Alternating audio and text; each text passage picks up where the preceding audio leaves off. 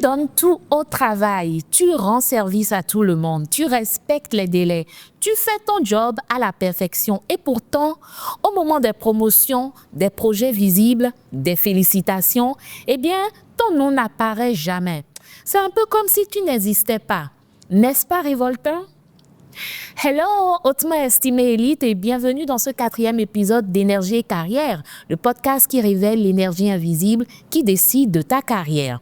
Comme tu dois l'avoir constaté, ici, pas de blabla. On va droit au but et on challenge les zones de confort pour que tu obtiennes des résultats concrets. Alors, aujourd'hui, nous allons explorer un phénomène que beaucoup vivent en silence, l'invisibilité au bureau. Je parle de ce sentiment frustrant d'être présent, actif, fiable et pourtant de ne jamais être vraiment vu ou reconnu. Mais je ne veux pas juste t'expliquer ça. Je veux que tu ressentes ce que cela fait.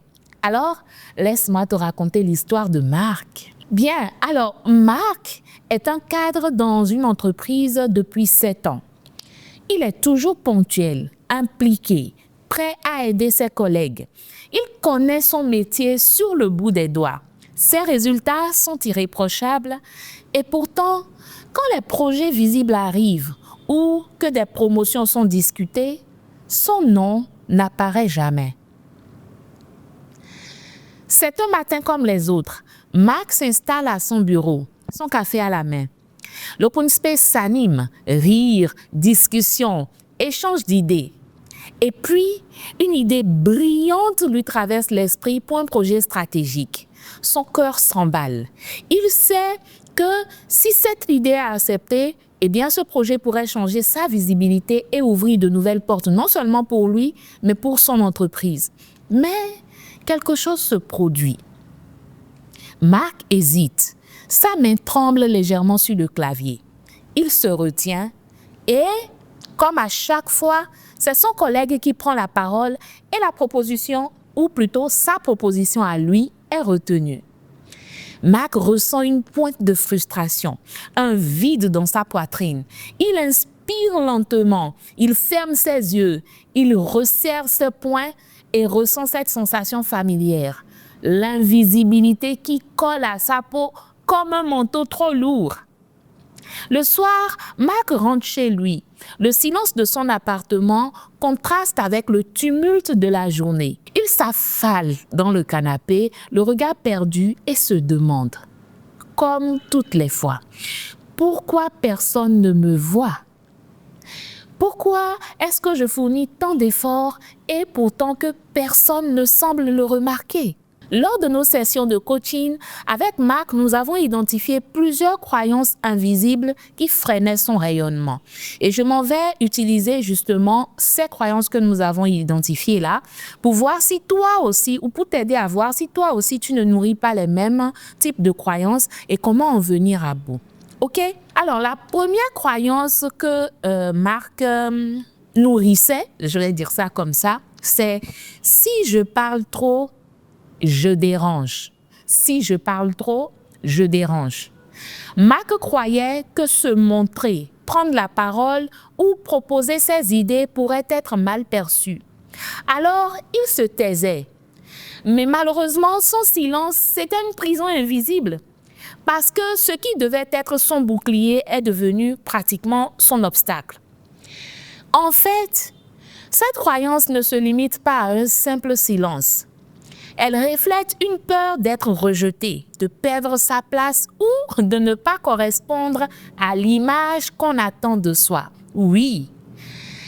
Et d'ailleurs, il y a un message caché derrière cette croyance ou bien ces actions-là.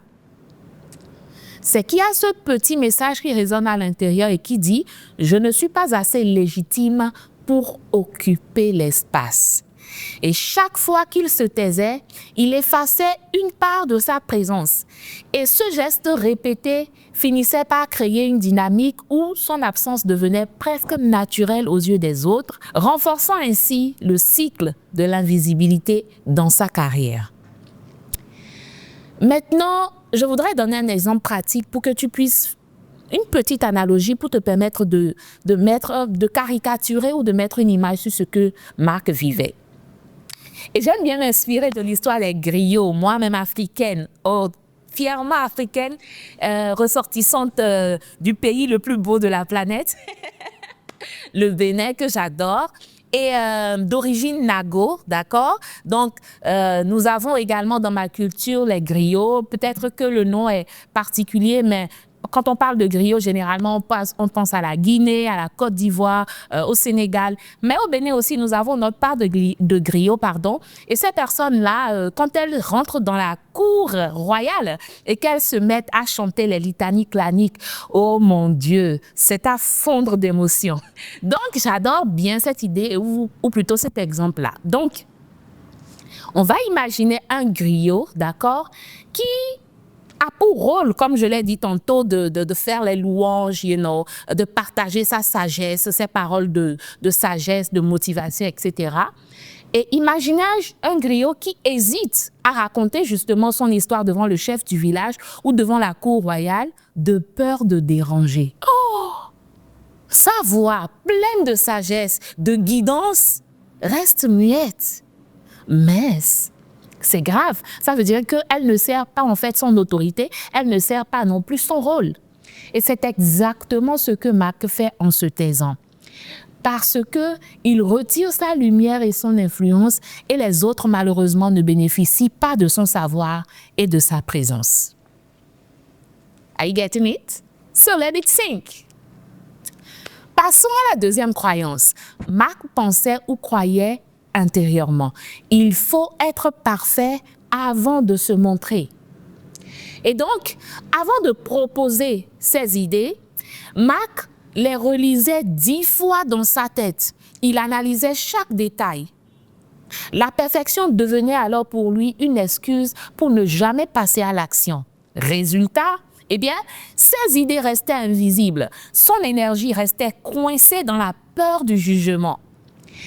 Et vous savez, cette croyance est souvent nourrie par des expériences passées où l'erreur a été punie ou ridiculisée, tu vois. Et puis, elle traduit également un besoin de contrôle absolu et un refus inconscient de l'imperfection.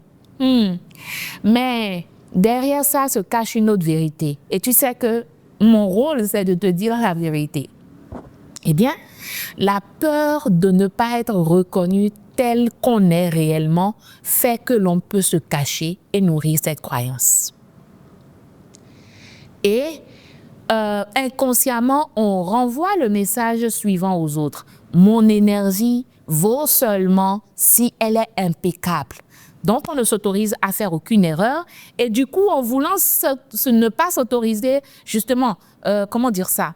En ne s'autorisant pas à faire des erreurs, on ne montre pas en fait son potentiel. D'accord? L'action se fige, l'initiative est bridée et l'énergie qui aurait pu être visible se dissipe dans la procrastination silencieuse. Chaque micro-détail revisité 10 fois devient alors un masque invisible qui empêche le monde de percevoir son authenticité. J'ai bien envie de donner ici encore un exemple. Alors, pense à une rivière qui est gelée à la surface. OK? J'espère que tu as l'image en tête. Alors, sous la glace, l'eau coule. Oui, elle coule toujours avec force, avec mouvement, mais parce que le gel empêche l'écoulement, d'accord, c'est la partie bien solide là qui est en haut, eh bien, la rivière va rester invisible. L'eau qui coule en bas ne sera pas vue. Et donc, c'est ce qui se passe dans le cas de Marc. Marc retient son énergie derrière le masque de la perfection. Et donc, sa créativité et ses idées coulent sous la surface et c'est invisible pour le reste du monde. C'est triste, hein? Bien, passons à la troisième croyance. Mieux vaut se fondre dans le décor que de risquer le conflit.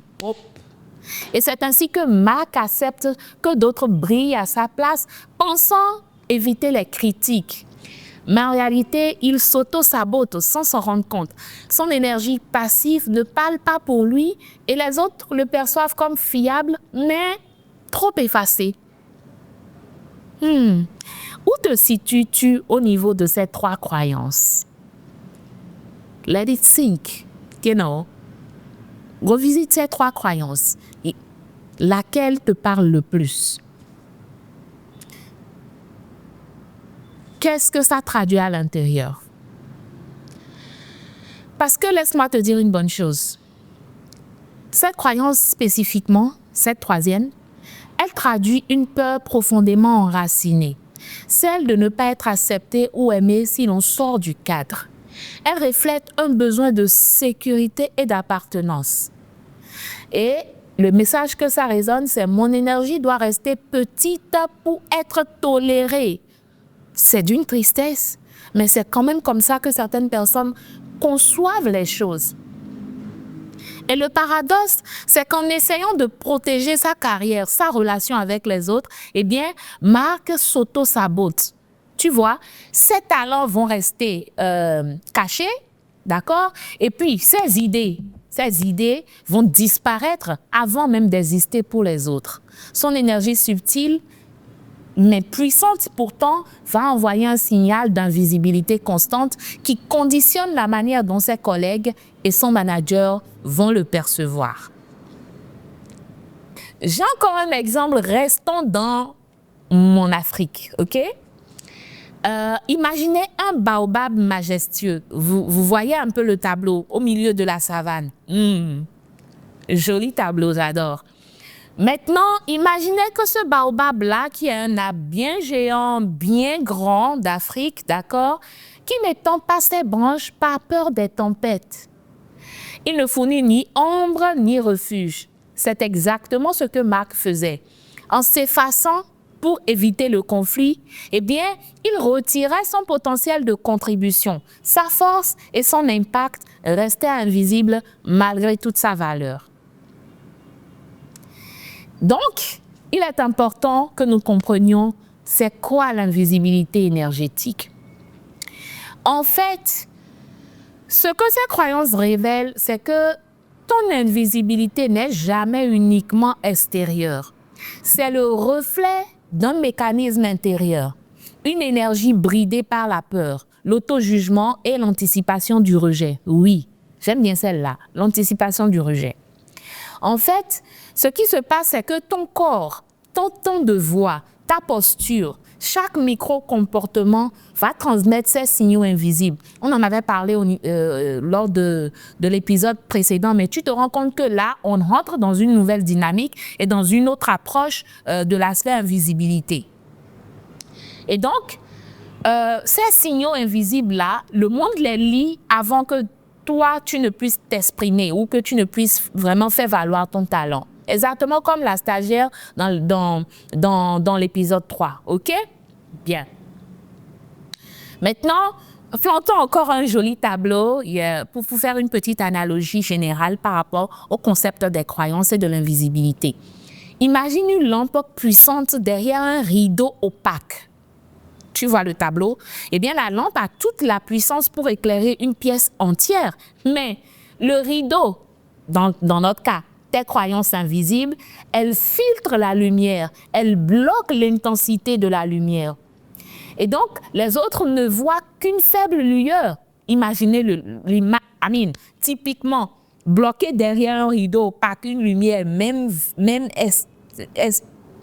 extraordinairement puissante, eh bien, à cause du rideau, son shining, son éclat. Son éclat est dissipé, est contenu, est confiné. Et puis, réellement, elle n'arrive pas à éclairer la pièce. Et pour pouvoir lui permettre d'éclairer la pièce, il faut lever le rideau, d'accord, ajuster l'énergie pour laisser briller ta vraie présence. Lorsque tu prends conscience de cette dynamique, tu réalises quelque chose de crucial. L'invisibilité n'est pas un hasard. Elle est créée par les croyances que tu portes à ton insu. Et la bonne nouvelle pour toi, c'est que ce sont ces mêmes croyances qui peuvent être recalibrées pour transformer ton énergie et ton impact. J'ai pour toi un exercice. Lequel je vais te donner, je dirais un exercice introspectif. Oui. C'est important de se regarder ou de regarder l'intérieur. Je voudrais que tu observes ton énergie au bureau. OK? Et on va prendre un cas pratique. Rappelle-toi la dernière fois où tu t'es senti invisible au travail. OK? On y va?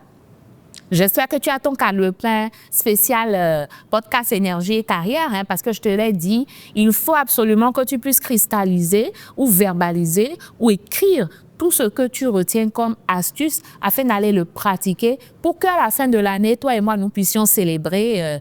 J'ai envie de dire à la fin de l'année parce que les résultats vont commencer immédiatement, mais qu'en 2026, que tu puisses faire de réels exploits. Est-ce que ton énergie va changer tout au long de l'habitude que tu vas prendre au travers des astuces du podcast? Donc, une fois que tu as identifié la situation, je voudrais que tu notes exactement ce que tu faisais. Fais attention à ta posture, au ton de ta voix, à tes gestes. OK? On y est? Bien. Je voudrais t'inviter maintenant à observer sans juger. Oui. Ne commence pas tout de suite à te dire « Oh, c'est vrai, hein? Regarde comment tes mains étaient moites. Tu n'as même pas osé. Tu avais les chocottes. Oh là là, est-ce qu'on peut être bête comme ça? Ou bien est-ce qu'on peut se cacher comme ça? » Non, non, non, non, non, non. Je veux que tu observes sans jugement parce que ces micro-signaux, c'est juste des clés pour te permettre de comprendre ce que ton énergie dit aux autres. Donc, à ce stade, tu n'as plus besoin de t'auto-flageller, ce n'est pas nécessaire. Fais juste l'exercice sans jugement. Ça te permettra de mettre les doigts dessus et de pouvoir ainsi changer la donne. D'accord? Bien. OK? Donc, c'est en faisant ces exercices-là, de faire ce jugement de faire cette observation sans jugement, d'accord? C'est en faisant cela, ou plutôt c'est là que réside le secret de ta visibilité. Le fait de comprendre comment ton énergie se manifeste, d'accord? Comment elle se manifeste, OK? Et d'identifier comment corriger subtilement ces signaux-là. C'est tout. D'accord? Bien. Alors, laisse-moi te dire ce que nous avons réussi à faire, Marc et moi. Avec mon accompagnement, il a appris à identifier ses croyances limitantes, à les observer sans jugement. Capital. Ensuite, il a pu exprimer ses idées à petite dose, mais avec impact, sans chercher la perfection. OK? Parce que le mécanisme de perfection, vouloir tout faire à la perfection aussi, ça se déconstruit. Et c'est important quelquefois de le déconstruire pour pouvoir construire quelque chose de moins tendu, afin que l'énergie puisse être fluidifiée. Ensuite, il a pu reprendre confiance en sa valeur intrinsèque. Il a pu également redéfinir sa manière de se montrer au bureau, de se présenter au bureau. Résultat? Eh bien, il gagne désormais en assurance et s'affirme mieux en réunion. Il prend plus d'initiatives spontanées, puisqu'il n'a plus peur de se dévoiler. Il devient donc visible et attire reconnaissance et opportunités au travail. Un petit exercice pratique pour toi, afin de te permettre ou de t'apprendre à parler avec impact. Choisis déjà une idée que tu hésites à partager depuis des semaines ou depuis la dernière réunion, tu avais pensé à quelque chose, une idée géniale, mais tu t'es abstenu de la communiquer. Rappelle-toi, d'accord? Maintenant, tu vas me l'écrire en une phrase courte et claire. Trouve le moyen de formuler. Sers-toi de l'intelligence artificielle s'il le faut. Ton génie est là, mais fais-toi aider parce qu'il y a des outils qui existent et qui peuvent t'aider à faire les choses de façon exceptionnelle. OK? Bien. Ensuite, la troisième chose que tu vas me faire, c'est de tester à voix haute ou seul avec un collègue. C'est-à-dire que ton idée que tu as identifiée et que tu as reformulée en une phrase, partage-la avec un collègue aujourd'hui.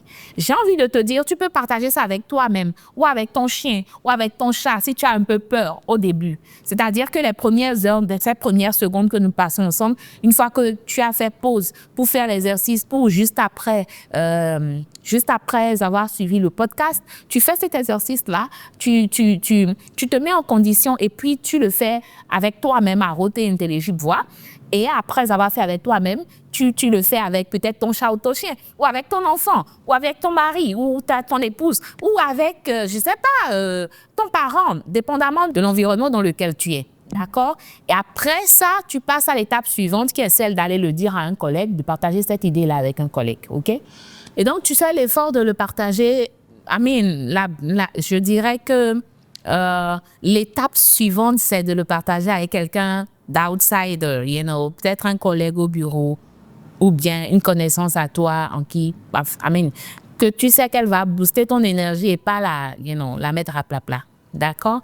Enfin, 4, je voudrais que tu t'observes, que tu observes ton corps, posture, souffle, énergie pendant que tu es en train de le faire. Je te dis, les astuces que je te donne sont des dynamites. Les gens me payent des millions en session de coaching pour que je leur révèle en fait ces outils-là. Donc, je te prie de te rendre compte de la bénédiction que tu as d'être en train de suivre ce podcast, honnêtement. Parce que ce que tu ne sais pas, c'est que cet exercice a un bénéfice immédiat. Ton corps et ton cerveau sont en train de s'habituer à générer de la visibilité sans masque et ton énergie devient magnétique sans même que tu ne t'en rendes compte. Il suffit de faire cet exercice-là, de le pratiquer encore et encore, encore et encore, encore et encore. Oui.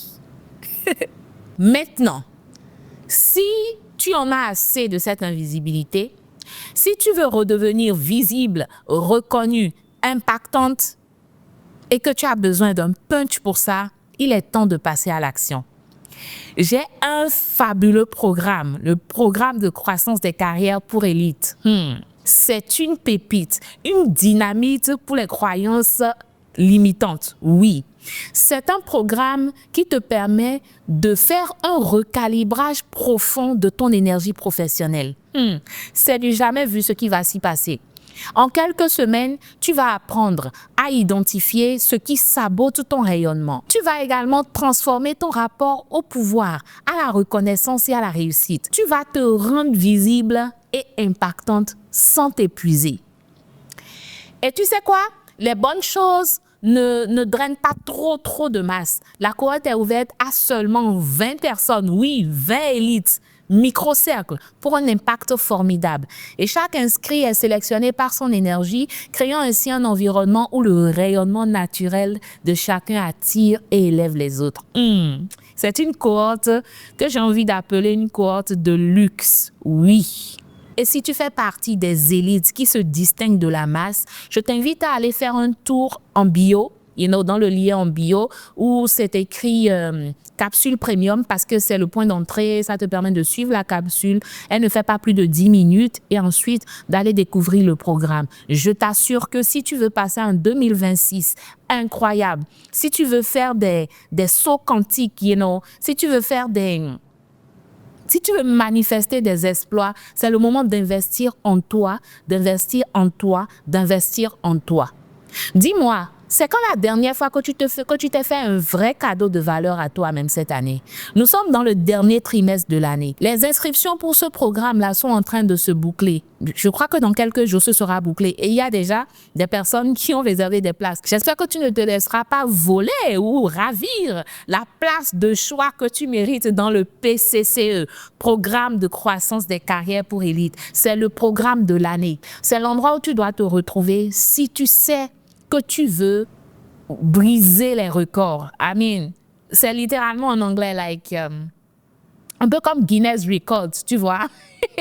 Si tu sais que tu veux vraiment vivre une ascension fulgurante en 2026, je t'assure que tu ne veux pas louper ce programme-là. Dans le prochain épisode, nous parlerons de quand la promotion devient un piège. Tu découvriras pourquoi certaines personnes talentueuses se font passer à côté d'opportunités malgré leurs compétences et comment éviter ces pièges invisibles liés à leur énergie. Je sais que tu ne veux pas le louper. Fais de ce rendez-vous, ou plutôt fais de ce podcast ton rendez-vous immanquable de la semaine. Merci d'avoir été là. Si cet épisode t'a parlé, abonne-toi pour ne rien manquer. Partage-le avec ceux qui se sentent invisibles au bureau. Il ne faut pas manquer de savoir que quand tu partages la connaissance, tu crées autour de toi un champ pour que davantage de connaissances te trouvent. Or, si tu veux grandir, il faut forcément que tu connaisses. D'accord? Donc, partage. Pas pour me faire plaisir, pas pour mes beaux yeux encore que je le mérite. Dis-moi avec tout tout le lot de belles pépites que je te donne. Je crois que je mérite que tu puisses m'aider à booster l'algorithme afin, au-dessus de tout ou au-delà de tout, tout ce que je veux, c'est vraiment pouvoir toucher le maximum de personnes, de cadres, d'entrepreneurs qui sont en épuisement ou qui font beaucoup d'efforts et qui n'ont que des résultats, rikiki. D'accord? Donc, si ton seul boost, ton partage peut m'aider à booster l'algorithme pour que ça aille vers davantage de profils de ton genre ou du genre qui m'intéresse, eh bien, ce sera vraiment forcément tout bénéfice. Je te le demande humblement. OK? Sache, souviens-toi, mon ami, que ton énergie précède tes actions et que redevenir visible commence par comprendre ce que ton corps et tes micro-comportements transmettent. À très vite pour le prochain épisode d'Énergie et Carrière, le podcast qui révèle l'énergie invisible qui décide de ta carrière. Bye.